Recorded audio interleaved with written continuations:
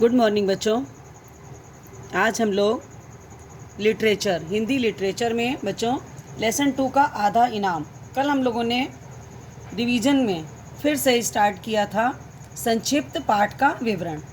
कल हम लोग पहुँचे थे बच्चों कि राजा ने जो भोज दिया था उस भोज के लिए मछुआरा मछली लेकर के आया था और दरबान से अंदर जाने के लिए आग्रह कर रहा था और दरबान ने मछुआरे से एक शर्त रखी थी बच्चों।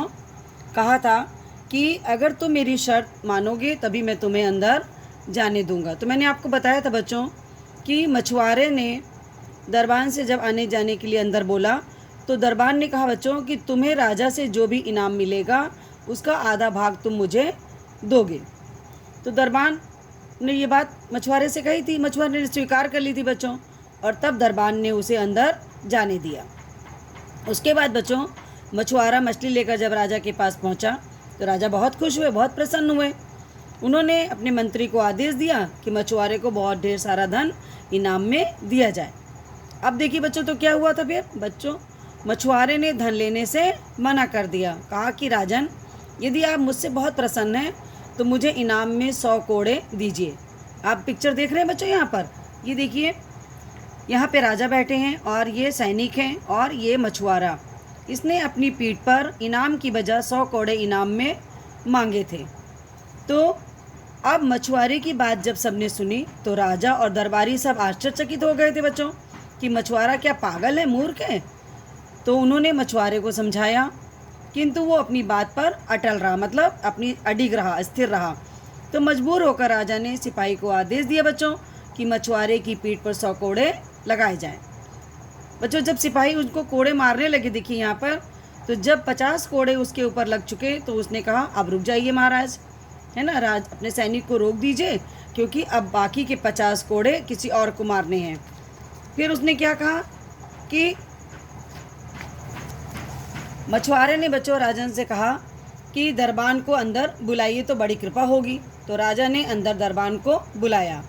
तब मछुआरा बच्चों बोला कि राजन, अब बाकी के 50 कोड़े इस दरबान की पीठ पर लगाए जाएं क्योंकि इसने मुझसे आधा इनाम लेने की शर्त रखी थी।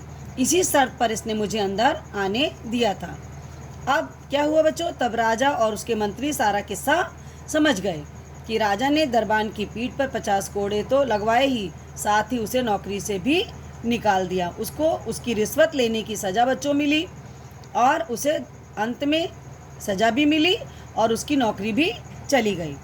और मछुआरे को क्या हुआ बच्चों, ढेर सारा इनाम मिला और राजा ने उसे दरबान की जगह नौकरी पर भी रख लिया। इस तरह आपने देखा बच्चों कहानी में कि रिश्वत से कितना बड़ा नुकसान हुआ उस दरबान का। अगर वो ऐसा गलत काम ना करता मछुआरे के साथ तो उसे ना तो 100 कोड़े मार पड़ती, है ना, 50 कोड़े तो बेचारे उसने मछुआरे ने उसकी वजह से अपने ऊपर खाए, उसको केवल सीख देने के लिए, उसको पकड़वाने के लिए। इस तरह से आपने देखा बच्चों कि रिश्वत बहुत बुरी चीज़ होती है। यह आपका चलता हुआ कार्य जो होता है, आपका बनता हुआ कार्य भी बिगाड़ देती है। अब हम लोगों ने इस लेसन में बच्चों कठिन शब्द किए थे, उसके बाद हम लोगों ने बच्चों इसमें शब्दार्थ किए थे। शब्दार्थ में देखिए बच्चों, ये हम लोगों ने शब्दार्थ, शब्द इधर लिखे हैं और अर्थ इधर लिखे थे बच्चों। शब्द में देखिए भोज, भोज का मतलब दावत, घोषणा, घोषणा का बच्चा मतलब ऐलान, प्रसन्न, खुश, आश्चर्य, हैरानी, आदेश, आज्ञा, कोड़ा मतलब बेटा चाबुक या सोटा जिससे कि उसे मारा जाता है, पीठ, कमर, अटल, पक्का इरादा, कृपा, मेहरबानी। तो बच्चों ये आपके इस सेकंड लेसन के कुछ शब्दार्थ हैं। इनको आपको अपनी कॉपी पे आप लिख चुके हैं, अब आपको इन्हें याद करना है, ठीक है बच्चों। और इसके बाद आपने देखा था हम लोगों ने एक्सरसाइज की थी।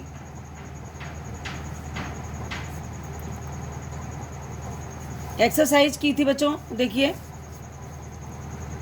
रिक्त स्थानों की पूर्ति, यहाँ पर देखिए हम लोगों ने सौभाग्य से उसे एक बड़ी मछली मिल गई।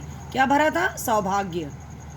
फिर किंतु मछुआरे ने धन लेने से मना कर दिया। क्या यहाँ भरा गया? मछुआरे। मछुआरे की बात सुनकर राजा और अन्य दरबारी आश्चर्यचकित रह गए। मछुआरे ने दरबान को सभा में बुलवाया। बाकी के 50 कोड़े दरबान की पीठ पर लगाए गए। ये बच्चों हमने रिक्त स्थान हम लोगों ने किया था, ये भी आप याद करेंगे। उसके बाद हम लोगों ने किया था भाषा से दिए गए वाक्यांशों के लिए एक शब्द। पहरा देने वाले को क्या कहते हैं बच्चों? दरबान। कपड़ा धोने वाले को धोबी। लोहे की वस्तुएं बनाने वाले को लोहार। मछली पकड़ने वाले को मछुआरा। कपड़ा बुनने वाले को बुनकर। सोने के गहने बनाने वाले को सुनार। उसके बाद हम लोगों ने बच्चों किया था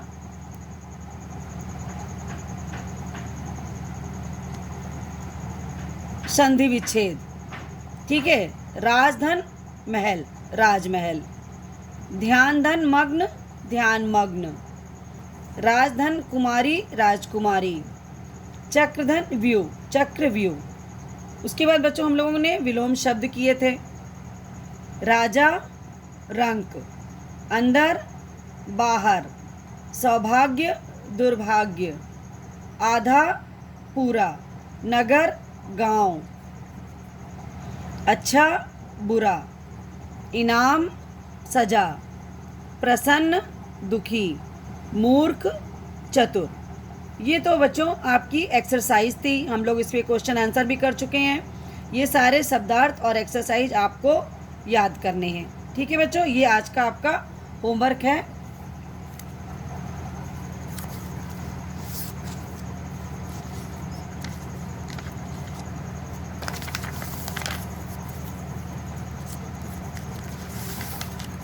अब देखिए बच्चों संस्कृत।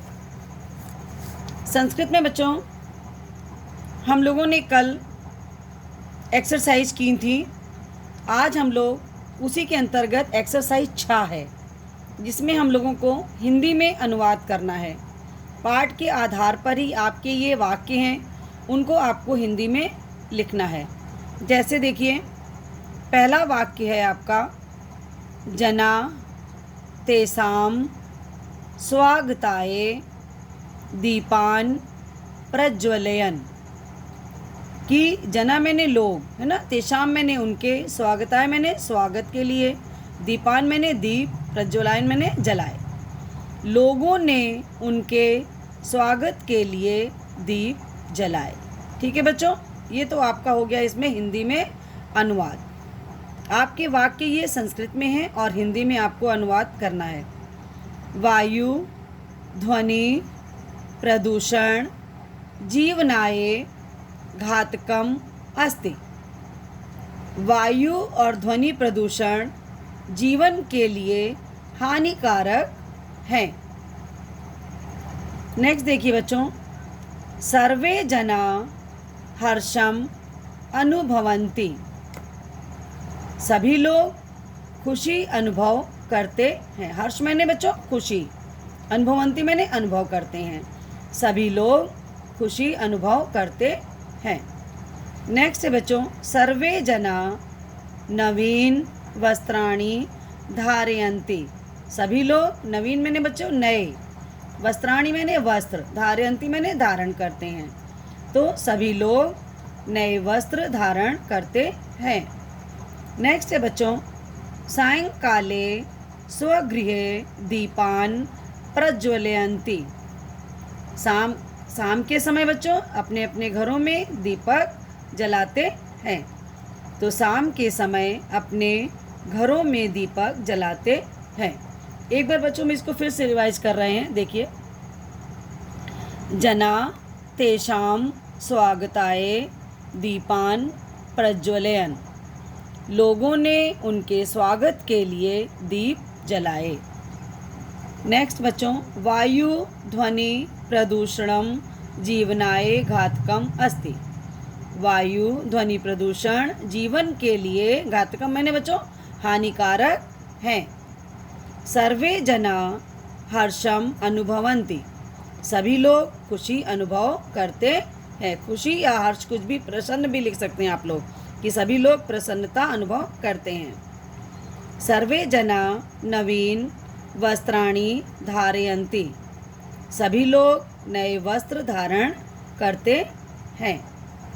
सायंकाले स्वगृहे दीपान प्रज्वलयन्ति, शाम के समय अपने घरों में दीपक जलाते हैं। बच्चों ये तो हो गया आपका हिंदी में अनुवाद।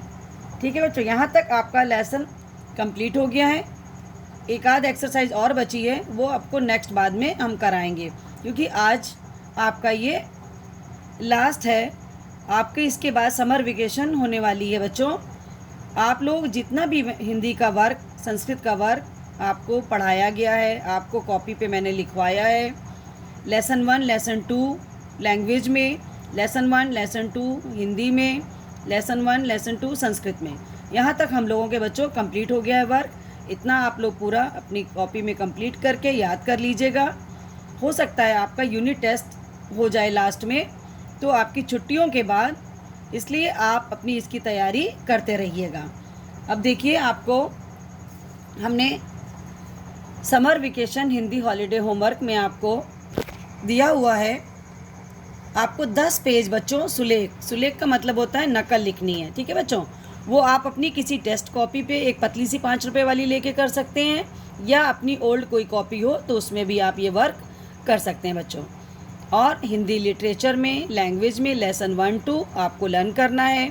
संस्कृत में वंदना पाठ और लेसन 1 याद करना है। आपकी एक उसमें देखा था आपके पास होगी, देखिएगा, हिंदी हॉलीडे वर्कशीट की होगी बच्चों। उसमें सारे सब्जेक्ट के पार्ट हैं, उसमें आपकी हिंदी के भी पार्ट है। उसमें से आपको केवल 5 पेज, 1 पेज से लेके, पहले पेज से लेके 5 पेज तक अपनी बुक में ही भरना है। ये बच्चा आपका हॉलीडे होमवर्क है। ठीक है बच्चों, धन्यवाद।